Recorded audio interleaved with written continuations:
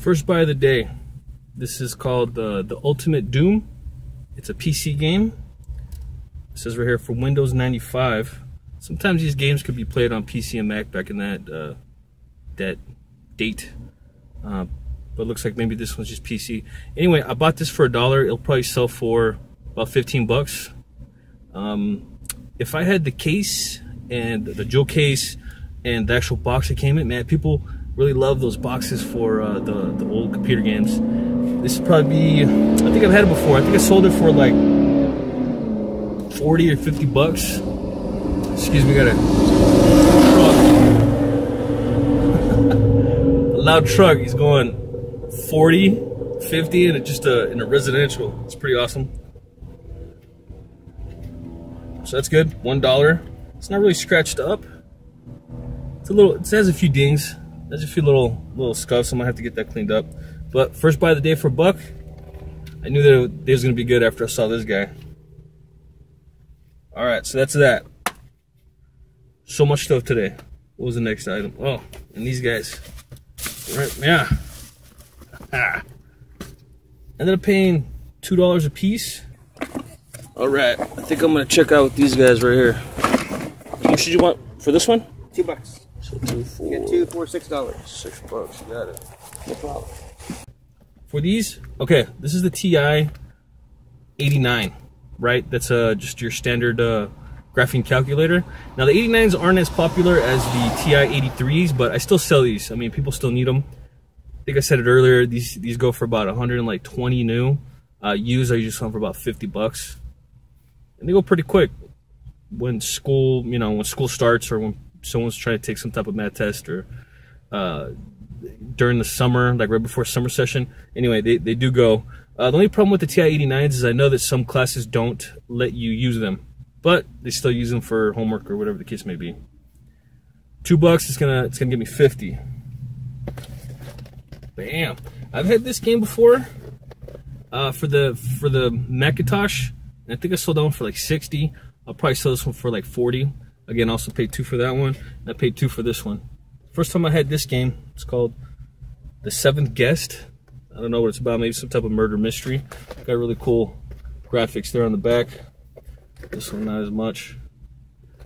But this guy right here probably sell for like anywhere between 20 and 30 bucks. So that's good for $2 each. All right, next, what's next? Next, I got so many things. Okay, we'll go with this one next.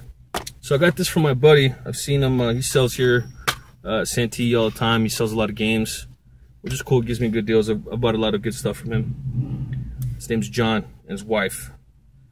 I got this from him right here. I got Wind Waker for the Gamecube, and I got Mega Man, what was it, Mega Man what? Mega Man Legends for the PS1. I got this for, I got both of them for 15. He wanted 5 for this one right here, the Mega Man. It's all scratched up, pretty gnarled up. And then he gave me this one for 10. This game right here is a $30 game, if I have the case, which I do. I got a ton of cases. It's annoying guy again. It's gonna wreck. Some guy's gonna pull out and they're gonna wreck and it's gonna be terrible. What was I saying? Okay, with the case, which I have, I got a bunch of cases. Terrible. So whenever I find empty cases, especially for expensive games like the Wind Waker, I'll keep them. I think I got maybe 1 or 2 cases, so I'll put that in there, and it'll probably end up getting me 30 to 40 bucks. And then this one right here is a $25 game by itself, just a disc only. I don't have this case. The only issue with this guy is that it's got all kinds of scratches. I don't know if it's gonna show up here on the camera a little bit. You can see. Look at that, it's rough. So I gotta get this thing cleaned up. Luckily I have somebody that will do that for me. Okay, so this disc right here is about 25 by itself, and I'll probably end up getting 30, 35 for this disc, and I only paid 15. Awesome. Happy days. Next, I got, let's go with the ink. I got this whole bag of ink. Printer ink for $3. She wanted 5. I talked her down. She looked like she's a new seller, so usually that's It's a good sign. You can always get stuff for a little bit cheaper with them. They're not hardened by the many years of selling here, you know, out of their trunk. So they're a little more easygoing, and you get better deals from them. I think I got 6 of these different. I think they're all black, different numbers. Yeah, I got 6. There's one more in there. But anyway, I scanned them in Amazon. They show up to about 11 bucks new. They look like they're older ones. I look for whenever you do buy ink, it's a good idea to look at the expiration date, because sometimes they will be expired. People have them for a long time. They thought, you know, when they bought the ink, they thought they were going to be able to. They thought they were going to use it, but for some reason or another, they didn't print as much. They moved, the printer broke or whatever. So people have a lot of these. Now, it looks like the older style. Usually the newer HP has like a blue strip. And so I was looking for the expiration date, and I couldn't find it on these. I can still sell them if they're expired. I just don't like to, because I don't want them later on complaining to eBay, hey, this guy sold me expired ink. Well, you know, it's expired. I said it was expired in the description. I just don't want to go through it. But it doesn't have an expiration date on it. I'll put it in a lot. I'll say, hey, this is older ink, maybe expired, and hopefully someone will give me $30, $40 for all 6 of them, you know? So that was a good buy. Bundles, they're cool. I don't always do them. If they make you money, might as well do it. $3. Give me 30 or 40. Okay, next. What do I have left here? Okay, the next vendor. This guy, sometimes he sells here, sometimes he doesn't. He says that he's from Escondido. There's an Escondido swap meet over there, but he says it's no good. And then there's an Oceanside swap meet, but he says that the distance from where he lives to Oceanside is the same distance to Santee, so he likes coming here better. Oceanside swap meet, I think it's only good on Sundays, from what I understand. I've been there only on Saturdays. It's pretty dead. So check this out. I got this game. I got all 3 of these for 14 bucks. He wanted 5 each. I tried to talk him down. Wasn't working. Like I said, he's a hardened swap meet seller. He doesn't like moving on prices. I bet you if I turned my back, he might have gone down a little bit more. Anyway, so he wanted 15. I tried to get 13. You know, I was hoping maybe I can somehow play to some type of sympathy. Like, hey, you know, I've bought from you before. He ended up going down $1, so I paid 14 bucks for all of them. This game right here is a $15 game. I'm gonna have to get it cleaned. No manual. So I get 15 bucks. These guys right here, I got a double. There's 2 reasons I bought these. One, I like the show, so I think maybe I'll watch them, and then after I watch them, I'll sell them. They don't go for a whole lot. eBay, I think they're going for about 10 a piece. On Amazon, they're going for about 14. One was 14, one was 12. I forget which. But either way, I'll watch them, then I'll sell them. That's good about. It's a good thing about buying used DVDs and things like that. You can always watch it first. Next, so I got these guys right here. Check that out. 5 of them. He wanted 30. I talked him down to 25. Maybe I could have talked him down to 20. He's one of those garage sellers, not main, you know, not one of the regular swap meet sellers. But anyway, so I got these games. They range from 15 to like 60. I'll talk about that in a minute. But these games, I'm familiar with them. I had to look up. I think 1 or 2. I think this one I had to look up. I don't remember the exact price. But let's go through a few of them. Here we go. We got Bioshock Limited Edition. It's a 3-disc set. It has 1 game disc and then a CD and a DVD in there. This is like a, man, I don't remember the actual prices, but I think this is around 30. Portal 2, this one's around 30 also. Alice. So this game was like 35-ish, and it wasn't until I put it in, you know, after I was gonna go walk over and ask him the price on this. Well, it turns out it's sealed. Sealed. That adds value. Usually for any video game, it typically will add value to it. I'm gonna say this is a $60 game now because it's sealed. And then I have Star Wars, The Old Republic. I've had many of these. These go roughly about $15, $20. The Star Wars Knights of the Old Republic 2 is like a $35 game. So that's what I thought when I saw this. I'm like, yeah. And then I looked at, oh, it's a #1. Either way, it's still a good game. And then Psychonauts. This is the second one of these I've had. I think the other one I had was for the PS2, but this one's more closer to between $15 and $20. Only paid 5 each. Boom. Make some money, these guys. Alright, so you guys already saw this one. check that out. This is a really rare game. It was only released in the UK and Japan, and this is the UK version. It's a PAL. Real quick, region locked video game systems. In the US, it's NTSC-U/C. U/C stands for United States Canada. Those systems will work with the TVs here. The US TVs work on like 60 megahertz or something like that, and then systems for in Europe they work on a different frequency, so systems won't play properly. US systems won't play properly on those TVs, so they have to. It's a different region system. Anyway, what I'm trying to get at is that some games will only play on those specific consoles, so they might be region locked. And what this is right here, it's a PAL region. So this game is made for the Dreamcast that were released in Europe. So this game was released in Europe. It was also released in Japan and not in the US. So that's why it's kind of rare. It is rare. Kind of rare. Doesn't go together. It is rare because it wasn't released over here, and so it's kind of odd to to have this over here. A PAL anything over here it's pretty tough to come by. But anyway, so I picked this up from the guy that sells. His name's Mike. He sells video games here at Santee. He has a price on here at $90. I don't know if you can see that. There it is. No, put it down. I can't tell. I think it's just inverted because the way the camera is. So it's $90 he wanted. Well, originally priced right there. He says he just wants to blow it out for 50. He's tired of people looking at it, and he said the guy almost dropped it. So and the reason he was upset about that, usually you can replace cases except for these. These are PAL cases. You can't really get them. So if they were to crack and fall, you won't be able to replace them. So I got this for $50. I think I could sell it for maybe 100. The sleeve that it comes with, it's a little banged up. But whatever, no big deal. It's still a really rare game. And it was a good find. This is the find of the day right here. $50. I'm gonna make. I spent 50. I'll probably make 100 on this. Sell for 100, so I'll probably make like 50. I just like finding rare, cool games, and that's one of them. Shenmue II. I probably won't see another one like this.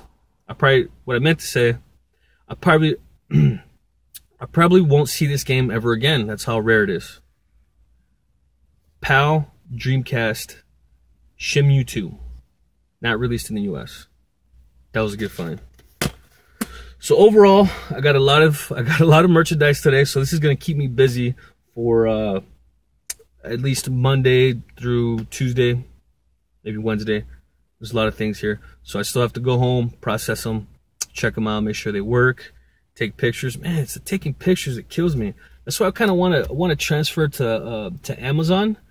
Maybe not games to Amazon, but new things like books, sealed items. I kind of want to. This guy I know, he sells essentially he concentrates. His niche is action figures, toys, things like that. And I've been to his warehouse, and it's just full. But he also has movies like DVDs, Blu-rays. He even has some VHS tapes, which is funny. I've had a few. I've sold a few. So he has that. He also has some games. But essentially what I'm trying to say is that it's just easier to sell on Amazon because you just scan it. But of course, with that ease, it makes it easier for other people to do it, so there's more competition. Also, things like you can't really sell things like this on Amazon because there might not be an option for it, right? I'll scan it. Like I scanned it when I was over at Mike's booth, and it didn't come up because it's a rare game. It's not something that people would have listing for. So eBay would be the place for this.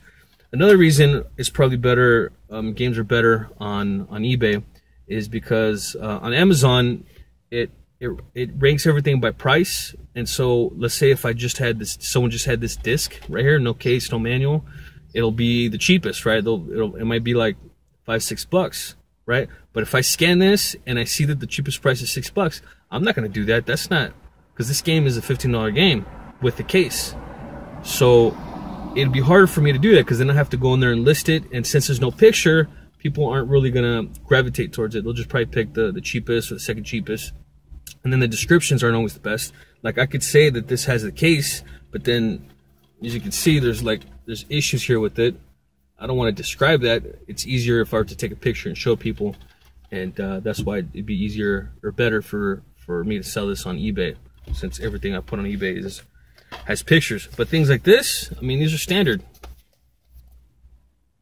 You know, you just scan them and it'll come up. I mean, yeah, you probably would want to put on the description that it comes with the slip cover and it has the case.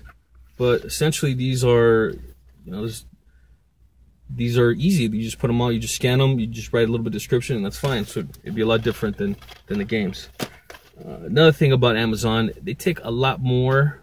It depends on what you're selling, but they take roughly about 15% of whatever you sell. And I'm kind of getting upset about that, just because what are they doing for the 15%? I mean, you can make the argument that 15% that they're charging you goes into advertising, right? Because, you know, Amazon's it's in a lot of places. You know, they have a lot of advertisement on Google. They have a lot of advertisement with on other websites, and you can say, yeah, hey, 15%. Sometimes I'm okay with it. Like if I have a book that's really hard, it's a really rare book, and you know, I'll sell for $100 on Amazon. Well, I couldn't have gotten that $100 anywhere else, right? I couldn't take that out to swap meet or put it on Craigslist and get $100. So in those cases, I'm fine paying that 15%. Oh, not only 15%, because I don't have a Amazon account, which is like $30 a month, like the premium account. I just have the regular account. They charge me $1 per item just because I don't have the premium, which means that if I do have, let's say, a $6 or a $7 item and I list it, they're going to charge me, they'll charge me the 15%. They're going to charge me the $1 per item. Then they have something called a referral fee or something like that. I don't know. It's another way of getting fee. That's another $1.35. So that's, I'm gonna say $3, maybe $3.50, right? And again, I'm selling the game, a $6 game. There's $3 in fees, and then how much did I buy the game or the disc for? I don't know. Maybe I paid $1, maybe I paid $2. So either I might make $1 or $2 on a $6 game. I don't like that fee schedule. So Amazon sometimes is not the way to go. Again, sometimes it is like that scenario with the $100 book, and then and its ease makes it nice and accessible for people, but also it makes it easier for Amazon to charge people, get them, you know, raise those fees up, and then just add these miscellaneous little things. So there's that, and then there's eBay. There's always those two fights. Like which one do I want to put it on? Typically, I put it on eBay just because it's my main, it's where my main business is. But it just takes so long taking all these pictures and then writing the exact description. I mean, I've got some shortcuts where I have templates written already, but again, that's years worth of experience of me doing it, and it still feels like it takes forever. Like if I could do 10 a day, I'm pretty happy. I mean, I've done up to like 30 a day. That's just a terrible day of listing items on eBay. But I mean, I've done it. I did 16 books the other day on Amazon in a half hour. If I were to do 16 things on eBay, depending on the items, it could take 2 hours, 3 hours, depending on what it is, you know? So there's always that debate between putting it on eBay or putting it on Amazon. Okay, so that's my little bit about the evils of selling, choosing eBay or Amazon. But so I got a lot of good things today. I don't know how much I spent. I'll write it out and I'll put it up here. How much I spent. Maybe here. How much I spent and how much I'm gonna end up making, or maybe the other way around. How much I spent making. Either way, it'll be right here. But I can tell you this: I made some money today. If you have any questions, you let me know. Shenmue out. This guy's a red on his shoulder. Red on his shoulder. It is $1. Anything you see is $1.